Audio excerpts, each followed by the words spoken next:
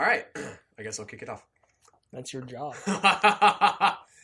Hello, everybody, and That was an ominous laugh to start with.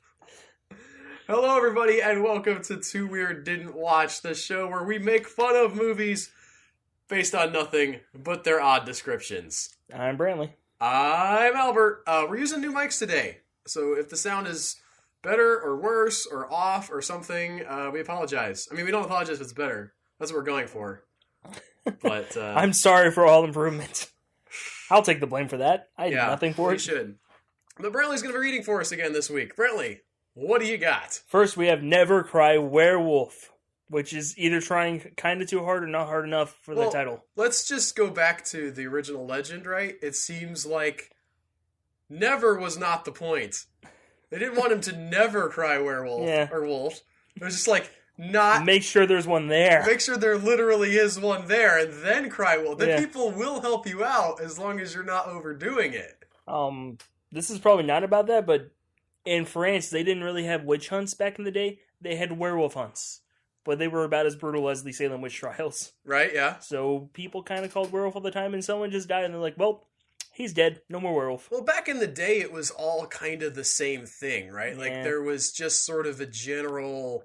This is a person who turns into a cat and drinks people's blood and, like, does all this other stuff. And you might call it a werewolf or a witch or whatever, but really, like, they were a lot the same. There was one guy who was arrested for being a werewolf, and he admitted to this, but his version of a werewolf was that witches were evil and would steal the fertility of the land. And so 3 days a year, all the werewolves return to wolves, go down to hell and fight them in this massive war, and then bring the fertility back. Now, where's that movie? I know! I want either that, like, straight up, or, like, the trial where he's trying to convince people of this. Yes, okay. That is not this movie. All right, Never Cry Werewolf. Go, Brantley. When 16-year-old Lauren and her family greet a new neighbor, Jared, a good-looking single guy and his dog, she senses something mysterious and dangerous about him. Probably is the twist that the dog is actually another person? Like it's his girlfriend or something? That would be and then she's like, I want to bang you. And he's like, I'm totally down with that. But the dog's like, I'm the reverse kind of werewolf where I turn into a human once every 30 days and I'm not cool with that. And I'm going to come over and murder you because I'm not actually very dangerous as a small dog. That'd be fun. Like it's a Pomeranian. It's this little tiny lap dog, but then it turns into like this 6'5" massive wolf monster. No, it's just it just turns into a human. Just turns into a person straight up? Maybe she's like kind of a little bit hairy, but it's like the reverse. You know how like it's a very human wolf person? Right. It would be that, but, the reverse. Her suspicions become further aroused when some of the locals begin disappearing one by one. How frequent would this be? Well, I want to know what the connection... Like, guy moves in, people start disappearing. I get the movie logic here, but it also feels like... Okay, there's obviously something going on. Correlation, not necessary causation. Yeah. I don't know that you're necessarily have your next door neighbor is the guy getting rid of them. Again, I want to put a lot of possibility that it might be the dog. As Lauren becomes obsessed with her neighbor's behavior, I think this is just a crazy neighbor movie. Yeah? But it's from the crazy neighbor's perspective. That'd be fun, actually. Okay. Like, she's killing people, but is convinced that this guy. I think there's been several movies that went along that line, yeah. And they're probably made better than this one. She is unaware that he is monitoring her just as closely as a hungry wolf stalking its prey at night. Like, exactly that closely. Just so you know. That's exactly... So he wounds her, and then he holds back a few miles while she bleeds to death slowly. Also, does he have, like, a pack? Because wolves don't stalk their prey alone. Well, if they're a lone wolf. But then they die. Yeah. This movie's... So, heavy foreshadowing. Probably he is a werewolf. Is there more to this, or is that There's a little more. Okay. Because Lauren reminds her neighbor of his young and deceased wife, Melissa, he claims her as his territory and kills her friend Angie. Okay, so... Who seems to be close to her. Yeah, she's her friend. We're not sure, this Angie person. I mean, then it's probably a movie friend, so they claim friendship, and then they have, like, 3 scenes together. Yeah, I guess. So he claims ownership of her. Because she resembles... Not in the description specifically mentions claiming her as his territory? Yep. Is he going around peeing on her? Is that what's happening here? Because that's what it seems like it's happening. With the help of local TV hunting show personality... Wait. With the help of local TV hunting show personality. Okay. Commas are a good thing, guys. Red Tucker. Red has 2 Ds. And a delivery boy with a secret crush on attractive Laura. The unlikely trio prepare for a full moon showdown against an immortal creature with insatiable bloodlust. I mean, the trio isn't so unlikely. It's mostly just the one delivery boy. Like, she's pretty likely because she's being targeted by the werewolf. And then he's a hunting guy. And he's hunter. on TV. Yeah. Jared also has Lauren's brother locked inside a freezer. It's her brother's life for hers. I do like the reversal of the women in freezers trope.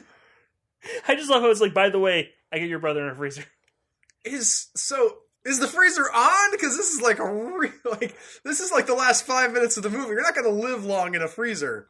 Well, they're preparing for the full moon, so has he had him in there since the last full moon? I don't know. Did he give him a few blankets? Is her brother like secretly Frankenstein? These are the questions I want to know. I don't have the answers. I just bring you the dumb movie. Okay. I gotta say that there's enough there where I think this could be very fun. You start off with the weird, creepy neighbor, right? He's got his whole story about the deceased girlfriend, and that's cool. Wife. Wife. Mm-hmm. Yeah, his girlfriend's still alive. Well, her name is Lauren. That's cool, but it wouldn't be enough on its own. But I think that a lot of movies would try to stop there. But then you go into, he's got her brother kidnapped. You've got this TV personality who's got this hunting show, and like the random paper boy or delivery boy or whatever he is. Yeah, he probably like delivers pizza, and he's the ride she got. Yeah, so I think that with all these people, there's enough possibility for there to be something cool. What I find interesting is that he has a dog. Normally, dogs kind of don't like werewolves in movies. Does the dog run with him? And they're very specific to mention that too. Yeah. I was legitimately thinking maybe it's going to be some kind of set up for a payoff, but it might be the dog. Like, he just has this werewolf dog, and that's what he's using to threaten them. But they think it's him. Yeah. And so when the full moon's coming up, they're like, "We'll shoot you before you turn," and the dog comes in as this giant wolf beast. That could be very cool. I don't know if that's how likely that is. I don't know.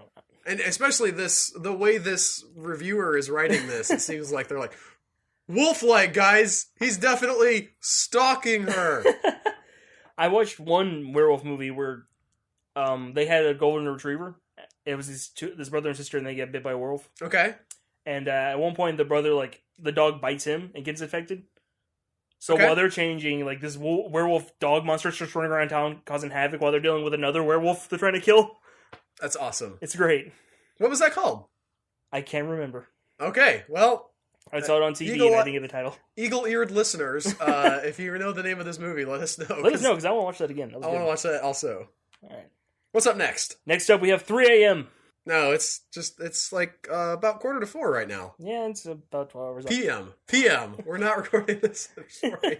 We are committed to bring you entertainment when you want, a couple weeks in advance. Yes. 3 a.m. is a Thai horror film divided in 3 supernatural stories that happen at 3 a.m. Hence the title. I like everything about this so far. Yeah. I like the foreign film angle. I like the anthology angle. I like the name and how it ties in, with the number 3. This is all good. I'm on board. What do they got? Number 1 is a Thai word that means the wig.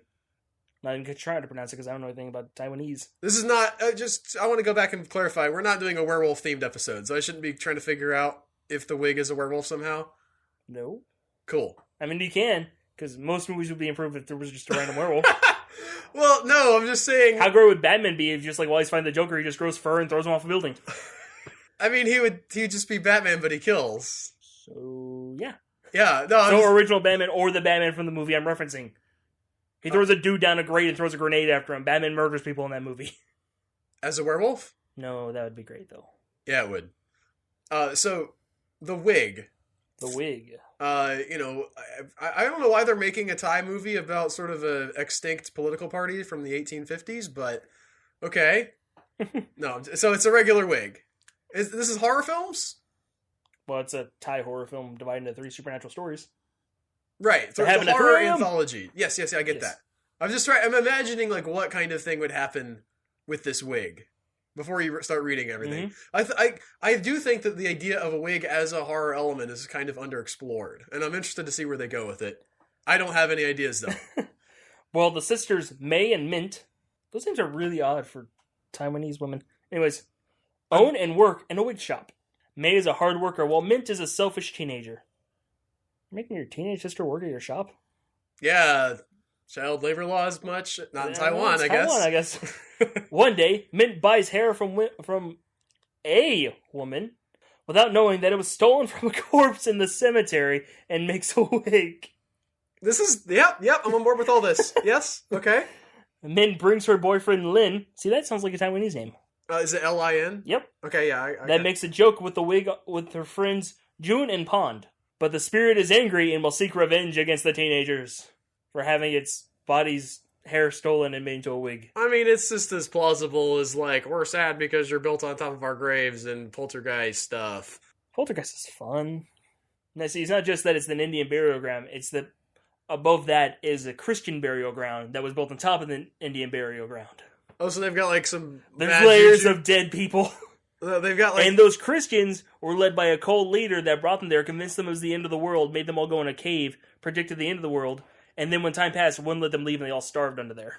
And then some people built a neighborhood on top. And then their house disappeared. And then the insurance would not cover that in the second movie, and that was hilarious. They said it disappeared, it wasn't destroyed, so it didn't count. Okay, interesting loophole. I love Poltergeist. So, this wig... Mm-hmm.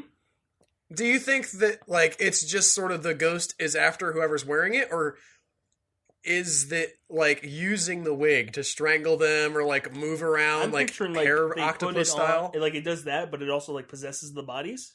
Okay. In my head, because that'd be fun. Well, it's only fun if it's going after the people who are wearing it. Like, for it to be a vengeful ghost, it can't just be vengeful against people in general. That's true. So, if it possesses the person who's wearing it, it's only good Maybe for, like, making them it's all the commit people suicide. who try it on, and then afterwards it possesses someone, or keeps taking host to kill everyone that had put the wig on. Okay. Because then he made the joke with, like, 3 other people, including Mint. I was thinking about, like, the hair choking the people, but that's going to get kind of old, although it is a short film. Well, yeah, it's one of 3. So, right. Yeah. So they're connected. What are the other 2 in this anthology, Brantley? Number 2, we have non-English word meaning the bride's corpse. Not to be confused with the corpse bride, which we discussed earlier. The funeral home employee, Toss, and a nurse are hired to prepare the funeral of the just married Cherry and Mike. They plan ahead. I respect that. Yeah, wait a minute. Or they died. So they... Read that sentence again? I'm confused. The funeral home employee, Toss, T-O-S, and a nurse are hired to prepare the funeral of the just married Cherry and Mike. So are they dead or not? Because I can't tell. I think they're dead. They must be. I guess they're just like... Or they're planning ahead and like gambling this funeral service won't go under. I mean, my mom and dad bought their burial plot like way back. That's different. Yeah, and they might have planned their funeral. Toss finds a videotape and he believes Cherry was abused by Mike. He falls in love with the bride and challenges Mike. No, they're still alive. What? And challenges Mike, but soon he finds the truth about the couple. With tragic consequences. There are so many questions here. Why? What? Not the least. Why is he called Mike? No, I'm done with that. I think that's a... I know. It's perfectly acceptable Taiwanese adopting of an American name. But my question is more like, what? That's my question, I guess. They're still alive. He's preparing their funeral. They just got married. And then there's a videotape that suggests that because of that, because they're planning the funeral and they just got married, are they planning a suicide? I don't know. It's hard to tell. I mean, there's tragic consequences. Did they kill him instead? Well, there's also this implied twist, right? The idea that it's not this abuse thing. On top of the fact that there's a funeral being prepared for people who aren't dead. Who just got married. And who are already in potentially an abusive relationship. There's a twist where, like, something's going on with the wife. There's not enough details. Or there's more... Is there more to the description? That's all for that one. That's all for that one. Okay. I got nothing then. You ready for part 3?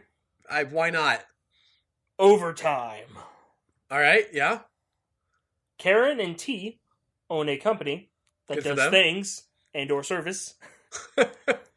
Providing goods or services for monetary benefit since 1993.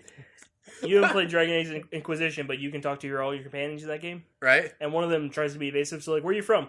wherever, and your response can be, also like mock her for it. Like, you're from wherever, I'm from North wherever. We used to have fun in street and or local tavern. And she says, what? Oh, shut up. Do. So they own a company, and they love to play scary prank on the employees that are working on in overtime. Just the one. They have one prank. Only one. You think it would stop being scary after a while? It's really scary. They own it. They make different people work overtime. Okay. Their favorite victims are Bump and Ngung, which I'm pronouncing wrong. I was gonna say you were getting on people for not having very Taiwanese names. Here they go. Yeah, Nging. One night, they play several pranks with tragic consequences. Oh no, they mixed up the set list. They had the one down, and everything was fine. They scared them. They went, and they're like, cool. They go had home. to have Start more. working overtime. They got greedy. And like, let's do 4 of them, but we'll not do the one. And then bodies everywhere. Okay. That's all I got for that. Wait, that's the end of the description? That's the end of the description. That's the end of the movie. Several prank and then what now? Tragic consequences. Oh, come on, description writer. You can do better than that. You did great with the first one. Yeah, those last two were a little bit disappointing. You gotta take us out with something strong, great. Brantley. The wig is actually half the thing. Yeah. What's our last movie for today, Brantley? Our last movie is Demonic Beauty. I like the title. Simple. Sort of lets you know, kind of gives you a feel for what's going on. Mm-hmm. The Thai have defeated the Khmer, Khmer, Empire in the mid-18th century, and taking the lovely Princess Tarawati prisoner. Are you in a whole Thai movie? I was trying to do a Thai one, and I can only night? get 2. Oh, okay. This is a historical Taiwanese drama. Am I picking up on that right? Yeah, I think so. Okay. Seeing her beauty, the Thai ruler weds her, as they are wont to do. Yeah, back then. But then later sees in the arms of another man, as they are wont to do. He sentences them both to death. One through beheading and the other to be burnt to death. Well, why can't they both be the same? Sexism. While waiting for her execution, the princess hears from a fellow inmate that in a small village not too far away lives a young woman called Dao, who is her exact physical double. She's going to trust this guy? Just some random guy comes to her in prison. How long was he in prison? He's a fellow inmate. How long was he in there? Like, when I was free, I saw a girl who looked just like you. Man, 12 years ago was a good time. She's dead now. You're absolutely right. If he's in prison, memory is a thing, guys. It fades. And, if you've been in prison for a while, kind of the beautiful women probably all start to mush together. As flames start to burn around her. Well, now we know who got beheaded and who did not. Also, nice time jump there, yeah. I don't know, it could have been like 5 minutes she was in there. Just like, you're going in there until we get the pyre built. And she gets there, she's like, I know someone who just like you. All right, you're done. Bye. The princess sends her spirit to inhabit the body of Dao. But just as her spirit zips off to find her double, which is an interesting choice of words there, zip, Dao is killed by a magic spell, just conveniently. What was Dao doing? Was she fighting a witch during this? Yeah, why is this story about the princess? The princess just having a bad time.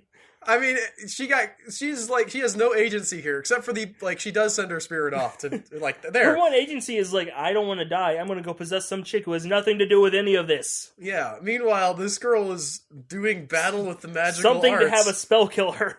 In this manner, the spirit ends up inhabiting a deceased body, zombie, that soon springs to life to everyone's amazement. Not horror? It's like, oh, that's cool. You were dead, and now you're not. Do it again. I like they did cover their bases by having her be killed by a spell. They're like, listen, there wasn't anything physically wrong with her. She didn't get bashed in the head. She didn't have a heart attack. The body's fine. This is why we're not going to have her rotting. She's now avenged. She just got stopped. The body is now partly Dao's, but also partly a vengeful ghost. Isn't Dao dead? Is she possessing her own body? Maybe. Okay. She didn't get killed with magic, so all bets are off here. Dao leads a normal life during the day, but at night, a voracious greed overcomes her, and she desperately needs to feed on blood and entrails. You don't get the entrail side of that very often, do you? Oh, I've heard of this kind of monster. Oh, yeah? Because of the next sentence. Thus, her head slips away from the body to satisfy her insatiable hunger. Literally, at night, the head just rips off and flies off to go kill someone. Oh, I thought it was I don't know, it had some kind of neck tentacles. No. I wanted there to be neck tentacles. This soon causes consternation among the villagers. These guys are so chill about things.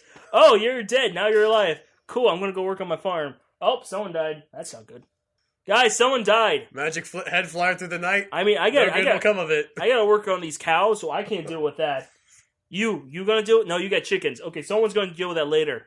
I mean, these are, I was going to say Chinese people, but they are Taiwanese people. I don't lump them all in together. But sort of, there is, like, rice farming is a lot of work. So if they're farmers, they're basically 24/7. Yeah. Like, trying to scrape by and get the rice going. It's not like wheat where you just plant it and like, well, alright, I gotta wait a while. We'll see this in a couple months. Let's do a bunch of work in the fall, then we're good. Alright, so we good now? Is that it? That's it for that movie? She's a flying head monster that eats I people. do enjoy hearing about other cultures' monsters and phobias. Well, that's what started me. I was looking into this thing called a Kimiho, or Gumiho. Okay. Where it's a nine-tailed fox monster, but it takes the shape of a human sometimes, a human woman. And the whole thing is that she wants to understand what love is, so she rips out people's hearts and eats them. Yeah, she was told that's what the heart is. Or that, you feel it in your heart. And so it's like and there was one I was trying to get a description for, but I couldn't. But it snowballed into other Taiwanese movies. Fair enough. There was a phobia I heard about recently. Maybe we talked about it. I don't know if we did. You can stop me if we did. The grinding bones to make bread phobia, because back in the Middle Ages, there was the bakers were under a lot of pressure because that was the food. If you didn't have bread, you didn't have anything. So there's the idea that the baker's dozen is an extra one, just because if you shorted people on the bread they paid for, you could get your head chopped off. So they gave you extra because it was serious business. And one of the phobias people had back then was that bakers were grinding up human bones and supplementing flour with it. There was never any evidence, but it was like one of those. And I compared it kind of like to the idea of putting glass in the apple at Halloween, where that's never actually happened, or at least maybe one time it's happened. Right. But it's such a visceral thing, and it's such a common element of our existence that everybody in America anyway knows about, going out trick or treating on Halloween and getting candy from strangers, and it plays into that fear of people you don't necessarily intimately know, so you get nervous about apples having razor blades in them. I just think that's neat. Mine was always look for needle marks in candy. Oh, they would inject some drugs in there or something. And then in Trick or Treat, there's a chocolate bar that someone had slipped a razor blade into, laying across the bar. Nice. So when the kid would bite down. It's a horrifying image. Yeah. It's one of those, again, it's so effective that it's just stuck in your head. And even if you know it's not real, you're like, but I gotta check just in case. Yeah. Well, that is going to do it for this episode of Too Weird Didn't Watch, everybody. Enjoy your nightmares. Thanks so much for listening. And we'll be back with a special episode, something I've cooked up to coincide with the movie release. And we'll talk to you then. Bye, guys. Bye.